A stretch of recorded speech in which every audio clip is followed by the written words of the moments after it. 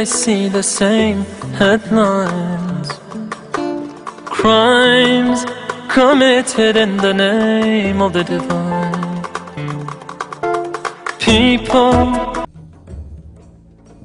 Lorsque le prophète Mohammed, que le salut et la paix de Dieu soient sur lui, se mit à prêcher l'islam, les Arabes étaient d'une communauté de tribus ignorantes et superstitieuses.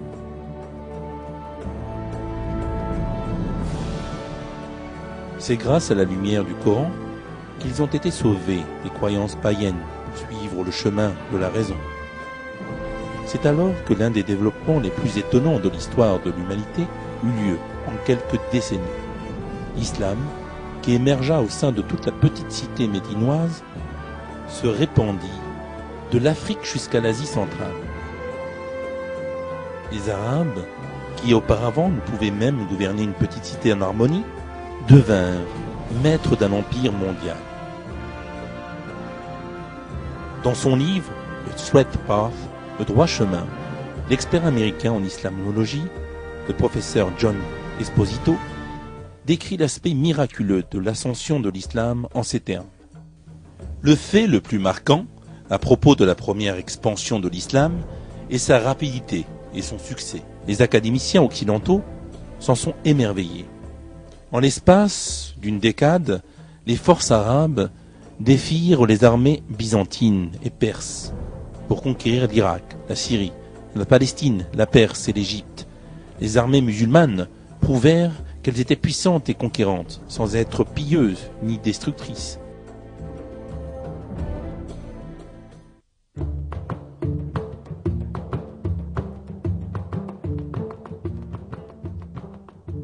Lorsque les différents peuples, à l'instar des Turcs, ont accepté l'islam de leur plein gré, l'empire islamique est devenu la plus grande puissance du monde à l'époque.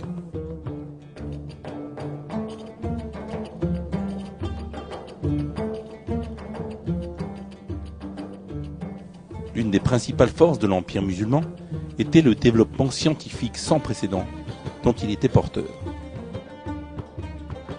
À l'époque où l'Europe souffrait d'une ignorance moyenâgeuse manifeste, le monde islamique abritait le plus grand patrimoine de connaissances scientifiques connu jusqu'alors. La médecine, les mathématiques, la géométrie, l'astronomie, pour ne citer qu'elles, ont été approfondies avec brio, tandis que les nouvelles sciences, telles que la sociologie, ont été développées pour la première fois dans l'histoire. Certains commentateurs ont tenté d'expliquer ce prodigieux développement scientifique islamique par une influence de la Grèce antique. Mais la véritable originalité de la science islamique résidait dans l'expérimentation et l'observation pratique dont faisaient preuve les scientifiques musulmans. Dans son livre de Middle East, le Moyen-Orient, le professeur Bernard Lewis, expert de l'histoire du Moyen-Orient, explique ceci.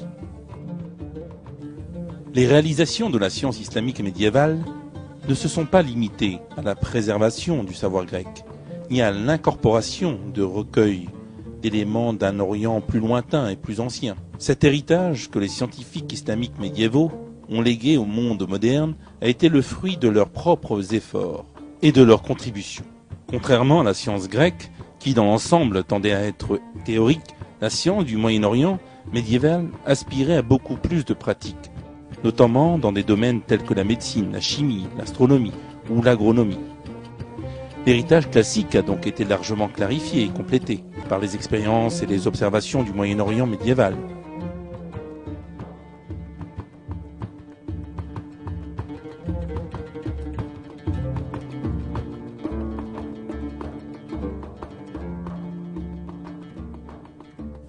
Le secret de cette force scientifique et mentale puise directement sa source dans le Coran.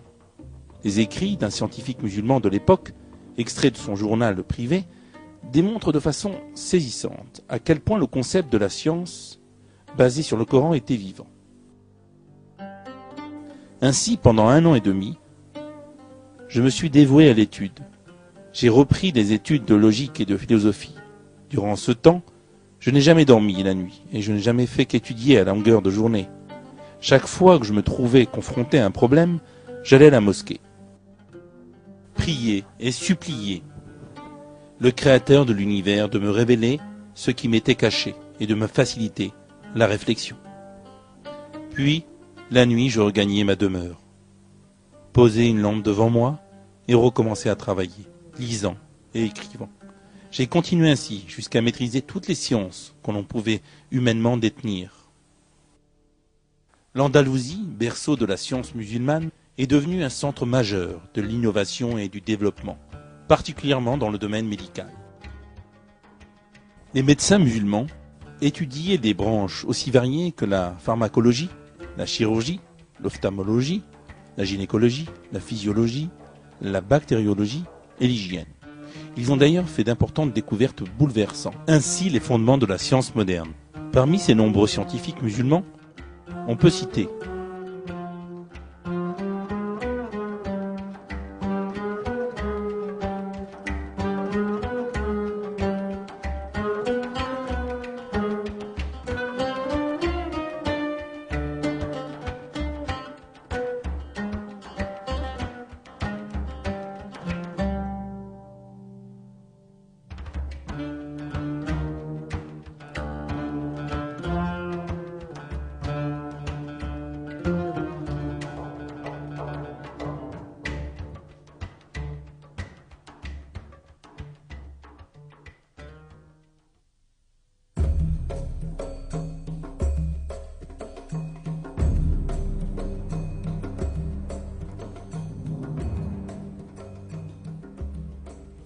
cette culture scientifique musulmane a permis la renaissance occidentale.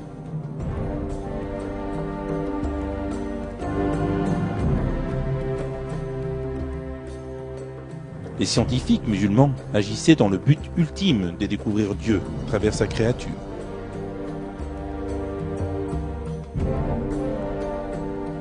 Avec le transfert de cet état d'esprit au monde occidental, l'épanouissement de l'Occident put enfin s'amorcer.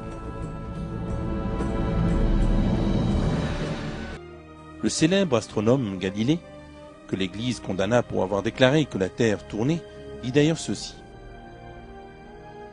Je présente d'infinis remerciements à Dieu pour son extrême bonté qui m'a permis d'être le premier observateur des merveilles tenues cachées dans l'obscurité durant tous les siècles passés. Les autres scientifiques qui ont établi la science moderne étaient pour la plupart croyants. Kepler, perçu comme le fondateur de l'astronomie moderne, a répondu à ceux qui s'interrogeaient sur son dévouement à la science en ces termes. J'avais l'intention de devenir théologien, mais maintenant, je vois comme Dieu est glorifié en astronomie, les cieux proclament sa grandeur sans cesse.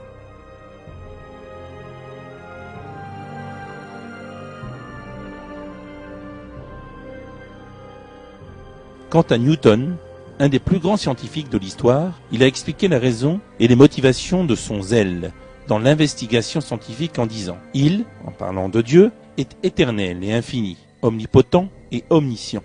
Son existence dure de l'éternité à l'éternité. Sa présence de l'infini à l'infini, il gouverne toutes choses, et il sait toutes les choses qui sont ou qui peuvent être faites. Nous le connaissons uniquement par ses plus sages et excellentes adaptations des choses.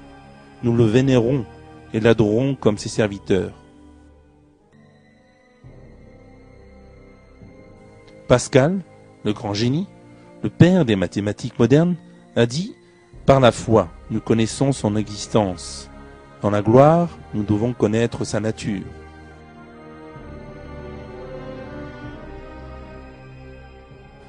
Von Helmont, un des grands chimistes de l'époque moderne, inventeur du thermomètre, a déclaré que la science faisait partie de la foi.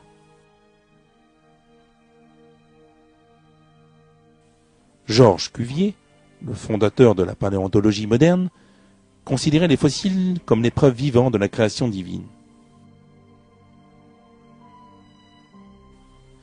Carl Linnaeus, premier chercheur à systématiser la classification scientifique, croyait en la création divine et estimait que l'ordre de la nature était une preuve significative de l'existence de Dieu.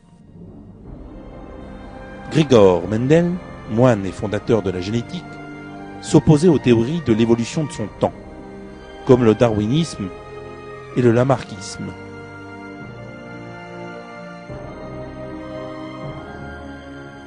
Louis Pasteur, l'un des plus grands noms de l'histoire de la microbiologie, a prouvé que la vie ne pouvait être créée de manière inerte et pensait qu'elle était un miracle de Dieu.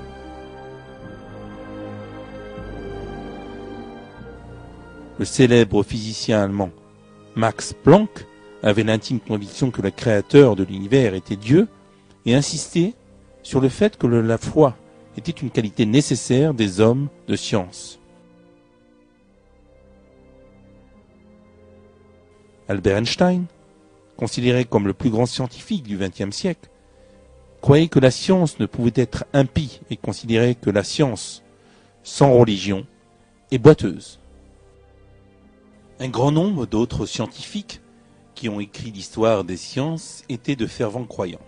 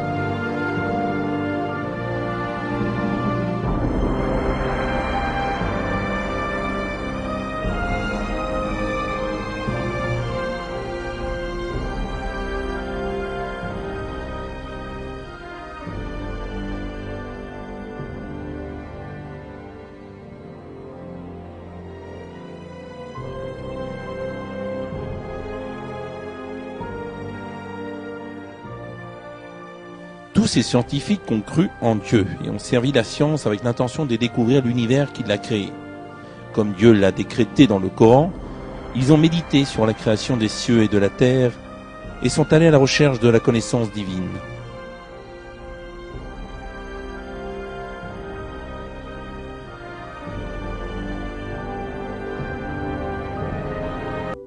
Le professeur américain de biochimie, Michael Bay, explique pourquoi la création est un fait scientifique en ces termes.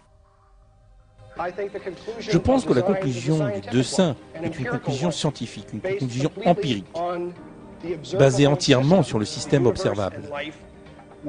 L'univers et la vie étaient prévus, et ils sont le produit d'une activité intelligente. Il apparaît important de souligner que cette idée vient de la science progressive, et non de ce que nous ne connaissons pas, c'est-à-dire plutôt de ce que nous avons appris durant les 50 dernières années.